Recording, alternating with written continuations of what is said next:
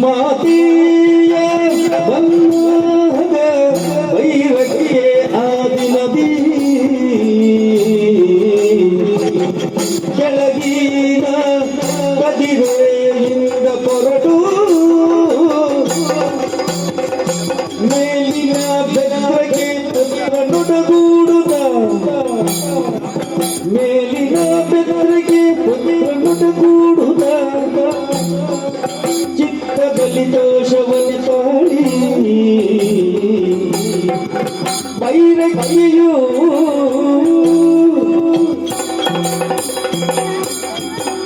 ಭಗವಂತ ಎಲ್ಲರನ್ನು ರಕ್ಷಣೆ ಮಾಡುತ್ತಂತೆ. ಎಲ್ಲರನ್ನ ರಕ್ಷಣೆ ಮಾಡಿದ್ರೆ ನಮ್ಮನ್ನು ರಕ್ಷಣೆ ಮಾಡೋದು ಯಾರು? ಮತ್ತೆ ನೀವು ಹೇಳಿದ್ರು ಹಾಗೆಲ್ಲ ನಮ್ಮ ಜೀವನದಲ್ಲಿ ಸ್ವಾರ್ಥ ಚಿಂತನೆ ಇರಬಾರದು, ಪರಚಿಂತನೆ ಬೇಕು. ಯಾಕೆ ಬೆಳಗ್ಗೆದ್ದು ಶುಚಿರ್ಭೂತರಾಗಿ ದೇವರ ಮುಂದೆ ನಿಂತು ಪ್ರಾರ್ಥನೆ ಮಾಡುವಾಗ ಭಗವಂತ ಎಲ್ಲರೂ ರಕ್ಷಣೆ ಮಾಡುವಂತಾದ್ರೆ ಖಂಡಿತವಾಗಿ ದೇವರನ್ನು ಉಂಟು ಮಾಡಲಿಕ್ಕೆ ಸಾಧ್ಯ ಮಾಡಲ್ಲ. ಹಾಗಾಗಿ ಆ ಮಾತಲ್ಲಿ ಚೆನ್ನಯ್ಯ ಮನುಷ್ಯನ ಬಾಳ್ವೆ ಹೇಳುದು 3 ದಿವಸದ ಆಟ ಮಗ. ಯಾರು ಹೇಳಿದ್ದು 3 ದಿವಸ? ಈಗ ಸುಮಾರು ದಿವಸ ಆಯ್ತಲ್ಲ. ಮಾತಿಗೆ ಮಗ ಹೇಗೆ ಹುಟ್ಟುವಾಗ ಜಾತಕ, ಸಾಯುವಾಗ ಸೂತಕ, ಮಧ್ಯದಲ್ಲಿ ನಾಟಕ, ಮತ್ತೆ ಆಟ ಯಾವಾಗ? ಇದು ಆಟ ಮಗ. ಇದು ಆಟವೇ ಜೀವನ ಎನ್ನುವಂತ ಆಟ. ನಾವೆಲ್ಲ ಪಾತ್ರಧಾರಿ, ಸೂತ್ರಧಾರಿಯವರು ಅವರಲ್ಲ, ಮತ್ತೆ ಮೇಲಿರುವವರು. ಇವರು ಕೂಡ ಮೇಲೆ ಇದ್ದಾರೆ. ಮೇಲನ್ನು ಲೋಕ, ದೇವರಿರುವಂತ ಲೋಕ. ಅವರು ಸೂತ್ರಧಾರಿ, ನಾವು ಪಾತ್ರಧಾರಿ. ಚೆನ್ನಯ್ಯ, ಈ ಲೋಕದಲ್ಲಿ ಹುಟ್ಟಿದಂತ ಮನುಷ್ಯನಿಗೆ ಸಾವು ಎನ್ನುವುದು ಖಂಡಿತ ಮಗ. ಹುಟ್ಟಿದ್ಮೇಲೆ ಸಾಯ್ತಾರೆ ಮಗ. ಸತ್ತ ನಂತರ ಆ ವ್ಯಕ್ತಿಯನ್ನು ಕರ್ಕೊಂಡು ಹೋಗ್ಲಿಕ್ಕೆ ಯಮದೇವರು ಕೋಣದ ಮೇಲೆ ಕೂರಿಕೊಂಡು ಬರ್ತಾರೆ. ಬೇರೆ ಗಾಡಿ ಇಲ್ಲ ಕಾಣ್ಬೇಕು, ಕೋಣದ ಮೇಲೆ ಕೂತ್ಕೊಂಡು ಬರ್ತಾರೆ. ಅವರ ವಾಹನವೇ ಅದು. ಹೇಗೆ ಬರ್ತಾರೆ? ಕೈಯಲ್ಲಿ ಪಾಶವನ್ನು ಹಿಡಿದುಕೊಂಡು ಬರ್ತಾರೆ. ಪಾಯಸ ಹಿಡ್ಕೊಂಡು ಬರ್ತಾರೆ. ಪಾಶ ಮಗ ತಿನ್ನುವುದು ಬಿಟ್ಟು ಮತ್ತೆ ಏನು ಗೊತ್ತಿಲ್ಲ. ಎಂತ ಹೇಳೋ? ಪಾಶ ಅಂದ್ರೆ ಹಗ್ಗವನ್ನು ಹಿಡ್ಕೊಂಡು ಬಂದು ಆ ಸತ್ತಂತ ವ್ಯಕ್ತಿ ಕುತ್ತಿಗೆ ಹಾಕಿ ಎಳ್ಕೊಂಡು ಹೋಗ್ತಾರೆ. ಅದೇ ಕೇಳ್ಕೊಂಡು ಹೋಗುದು, ಹಿಂದೆ ಕೂರಿಸ್ಕೊಂಡು ಹೋಗ್ಬೋದು. ಕೆಲಸವೇ ಹಾಗೆ ಮಗ. ಎಲ್ಲಿಗೆ ಕರ್ಕೊಂಡು ಹೋಗ್ತಾರೆ? ಶೈಮಿನಿಪುರ ಅರ್ಥಾತ್ ಯಮಲೋಕ. ಅಲ್ಲಿಗೆ ಕರ್ಕೊಂಡು ಹೋಗಿ ಆ ವ್ಯಕ್ತಿ ಮಾಡಿದ್ದ ಪಾಪ ಪುಣ್ಯವನ್ನು ನೋಡ್ತಾರೆ. ಆತ ಪುಣ್ಯ ಮಾಡಿದ್ರೆ ಆತನಿಗೆ ಸ್ವರ್ಗ, ಅವನಿಗೆ ಸ್ವರ್ಗ. ಆತ ಪಾಪ ಮಾಡಿದ್ರೆ ನರಕಕ್ಕೆ ಕರ್ಕೊಂಡು ಹೋಗಿ ಕುದಿಯುವಂತ ಬಿಸಿ ಎಣ್ಣೆಗೆ ಹಾಕ್ತಾರೆ. ಯಾವುದಕ್ಕೆ? ಬಿಸಿ ಎಣ್ಣೆಗೆ ಹಾಕ್ತಾರೆ ಮಗ. ಅವರಿಂದ ಬಂಗಡ ಕಾಯಿಸಿದ ಬಿಸಿ ಎಣ್ಣೆ ಅವನು ತಪ್ಪು ಮಾಡಿದಂತ ಅದಕ್ಕೆ ಅವನಿಗೆ ಶಿಕ್ಷೆ ಕೊಡುದು. ಅದಕ್ಕೆ ಹೇಳುದು ಮಗ, ಈ ಲೋಕದಲ್ಲಿ ಇರುವವರೆಗೂ ನಾವು ಯಾರಿಗೂ ಕೆಟ್ಟದನ್ನು ಬಯಸಬಾರದು, ಒಳ್ಳೆದನ್ನೇ ಬಯಸಲಿಕ್ಕೆ ಮಗ. ಈಗ ಹೀಗಿರುವುದಲ್ಲ, ಮತ್ತೆ ಮುಂದೆ ಹೋಗ್ಬೇಕು. ಮುಂದೆ ಹೋಗ್ಬೇಕಾ?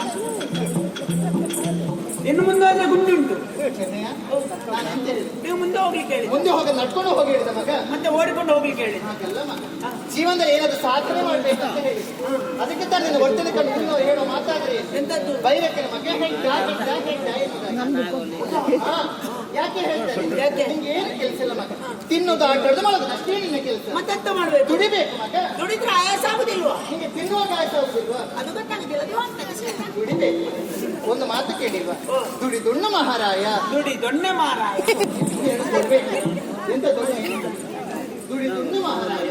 ನಾವ್ಯಾವಾಗ ಸೋಮಾರಿಗಳಾಗಬಾರ್ದು. ಮತ್ತೆ ಮಂಗಳವಾರ ಆಗ್ಬೇಕಾ?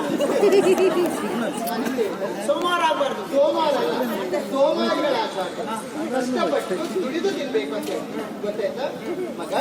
ನಾವ್ ಯಾರು ಮಗ? ನಿಮ್ಗೆ ಅದು ಕೂಡ ಮರ್ತಾ ಇಲ್ಲ. ಜಾತಿಯಲ್ಲಿ ಯಾರು? ಬಿಲ್ಲವರು. ಹೌದು. ನಮ್ಮ ಕುಲಕಸುಬಿ ಶೇಂದಿ ಮಾರಾಟ ಮಾಡುವುದು. ಪ್ರತಿನಿತ್ಯ ಆ ತಾಳೆ ಮರಕ್ಕೆ ಹೋಗಿ ಆ ತಾಳೆ ಮರದಲ್ಲಿ ಕಟ್ಟಿರುವಂತ ಮಡಿಕೆಯಲ್ಲಿ ಇಟ್ಟಿರುವಂತ ಶೇಂದಿಯನ್ನು ತೆಗೆದು ಮಾರಾಟ ಮಾಡುವುದು ನಮ್ದು ಕೆಲಸ. ನಾನು ಸುಮಾರು ದಿವಸದಿಂದ ಕೇಳಬೇಕು ಯೋಚನೆ ಮಾಡು. ಆ ತಾಳೆ ಮರದ ಮೇಲೆ ಹೋಗುವಾಗ ಮಡಿಕೆ ಇಟ್ಕೊಂಡು ಹೋಗ್ತಾರೆ. ಹೋಗೋದು ಖಾಲಿ ಇರ್ತದೆ. ಮೇಲಿನ ಕೆಳಗೆ ಬರುವಾಗದ್ರಲ್ಲಿ ಶೇಂದಿ ಇಟ್ಕೊಂಡು ಬರ್ತಾರೆ. ಅಲ್ಲಿ ಮರದ ಮೇಲೆ ಅದಕ್ಕೆ ಶೇಂದಿ ಹಾಕುದು ಯಾರು? ಅಲ್ಲೇ ಮಗ ದೇವರು. ಹೌದು. ಒಂದು ಕೆಲಸ ಮಾಡು. ಹೇಗೆ ಮಗ? ನಾಳೆ ಮಡಿಕೆ ತಂದು ಕೋಣೆ ಒಳಗಿಡುವ, ದೇವರು ಅಲ್ಲಿಗೆ ತಂದು ಹಾಕಿ. ಅಲ್ಲಿ ಮರದ ಮೇಲೆ ಕಷ್ಟ ಇಲ್ಲ, ಇಲ್ಲಿ ಕುತ್ಕೊಂಡು ಹಾಕ್ಬೋದಲ್ಲ. ಕಷ್ಟಪಟ್ಟು ಯಾವ್ದಾಗುದು ಎಲ್ಲ ಸುಲಭದಲ್ಲಿ ಆಗ್ಬೇಕಾ? ಹಾಗಲ್ಲ ಮಗ. ಒಂದು ಮಾತು ಕೇಳಿಲ್ವಾ? ಕೈ ಕೆಸರಾದರೆ ಬಾಯಿ ಮೊಸರು. ಅದು ಸುಳ್ಳು. ನಾನು ಎಷ್ಟು ಸಲ ಕೆಸರಿ ಕೈ ಹಾಕಿದ್ದೇನೆ, ಮೊಸರು ಬರಲಿಲ್ಲ. ನೀವು ಹೇಳಿದ್ದಲ್ಲ. ಈಗ ಕೆಸರಿ ಕೈ ಮೊಸರು ಬರ್ತದೆ ಹೇಳಿದೀರ. ನೀವು ಹೇಳಿದ್ದಲ್ಲ. ಕಷ್ಟಪಟ್ಟು ದುಡಿದಂತಾದ್ರೆ ಚಿನ್ನದಂತ ಅನ್ನವನ್ನು ನಾವು ತಿನ್ಬಹುದು ಅಂತ. ಚಿನ್ನದ ಅನ್ನ ಜಗಿಲಿಕ್ಕೆ ಆಗ್ತದ?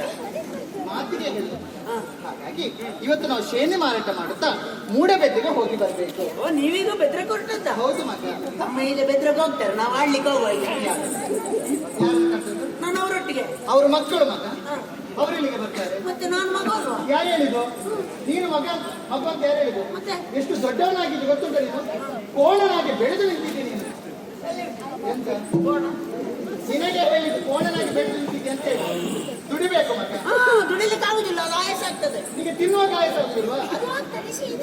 ಅಲ್ಲ ಮಗ, ಎಷ್ಟು ಸಮಯ ತಾಯಿ ದುಡಿಸಿದ್ರು ಹೇಳು? ಮತ್ತೆ ಇಷ್ಟು ತನಕ ಯಾರು ದುಡಿತಾ ಇದ್ದಾರೆ? ಇಷ್ಟವರೆಗೆ ನಾನೇ ದುಡಿತಾ ಇದ್ದೇನೆ.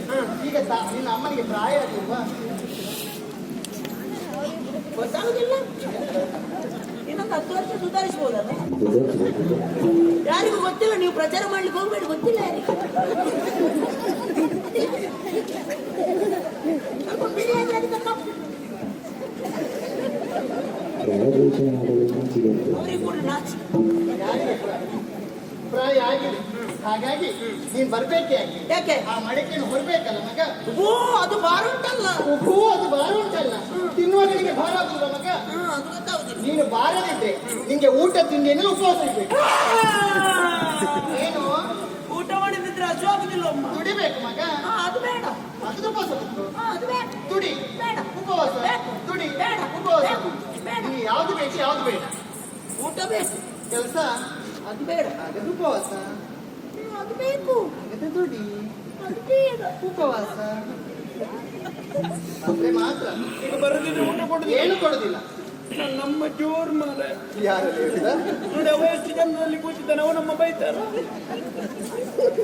ಚಿಕ್ಕದಿರುವಾಗ ನೀನು ಕೂಡ ಆಟ ಆಡ್ತಿದ್ದೆ. ದುಡಿಯೋ ಪ್ರಾಯದಲ್ಲಿ ದುಡಿಬೇಕು. ನೀನು ಬಂದಂತ ಖಂಡಿತ ನಿಂಗೆ ಊಟ ತಿಂಡಿ ಎಲ್ಲ ಕೊಡ್ತೀವಿ. ಬರ್ತೀಯ?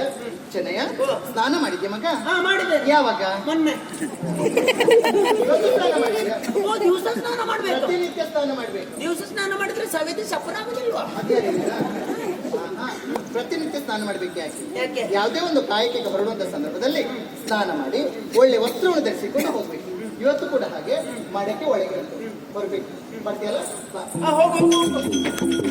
ಅಡಿಗುಜ್ಜಿ ಕಡಿಮೆಯೆಂಬರು ಇಲ್ಲಿಗೆ ಚಂದದಿಯು ದೇವರ ಆಟವನಾಡುತ್ತ, ಚಂದದಿಯು ದೇವರ ಆಟವನಾಡುತ್ತ ಕಂದು ಗುರಳನ ಧ್ಯಾನಿಸುತ್ತ ತನಿಯನು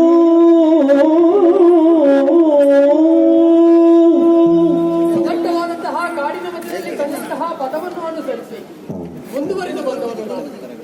ಬಂದು ಸೇರಿದಂತಹ ಈ ಸ್ಥಳ ಅಡ್ಡಪಾಡಿ ಗುಜ್ಜಿ ತಡಮೆ ಎನ್ನುವಂತಹ ಪ್ರದೇಶ. ಈ ಪ್ರದೇಶವನ್ನು ಸೇರಿದ್ದೇ ತಡ. ಏಕೋ ಏನು ನನ್ನ ಮನಸ್ಸಿನಲ್ಲಿ ಒಂದು ರೀತಿಯಾದಂತಹ ಬದಲಾವಣೆಯನ್ನು ನಾನು ಕಾಣ್ತಾ ಇದ್ದೇನೆ.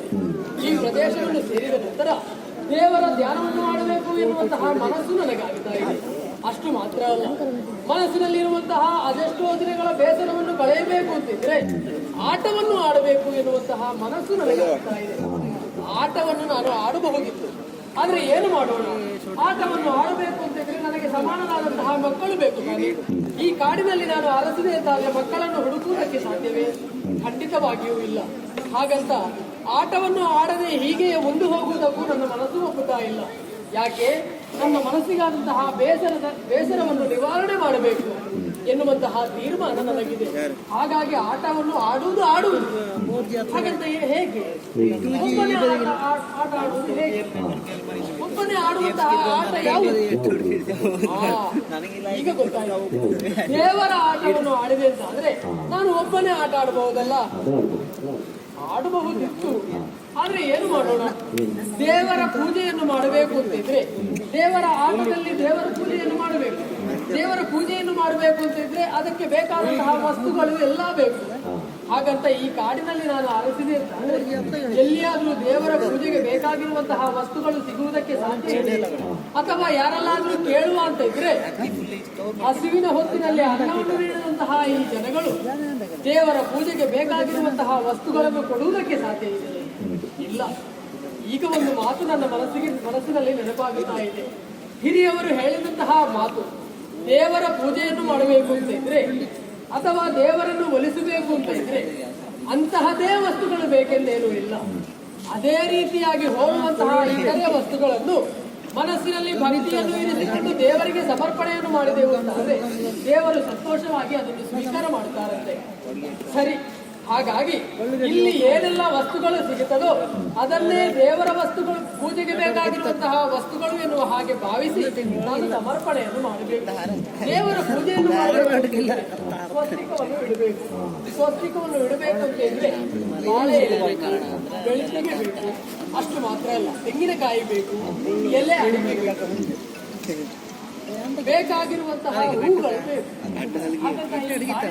ಎಲ್ಲಿ ಇದನ್ನೆಲ್ಲ ಅರಸುವುದು? ಅದಕ್ಕೆ ಬೇಕಾಗಿ ಮೊದಲೇ ತೀರ್ಮಾನ ಮಾಡಿದ ರೀತಿಯಲ್ಲಿ ಅದನ್ನೇ ಹೋಲುವಂತಹ ಇತರೆ ವಸ್ತುಗಳನ್ನು ನಾನು ದೇವರಿಗೆ ಸಮರ್ಪಣೆ ಮಾಡಬೇಕು. ಬಾಳೆಯಲ್ಲಿ ಏನು ಎನ್ನುವ ನೋಡಿದೆ ಅಂತಾದ್ರೆ ಈ ಕಾಡಿನ ಪ್ರದೇಶದಲ್ಲಿ ಕಾಡಿನ ಬಾಳೆ ಗಿಡ ಕಾಣ್ತಾ ಇದೆ. ಆ ಬಾಳೆ ಗಿಡದಿಂದ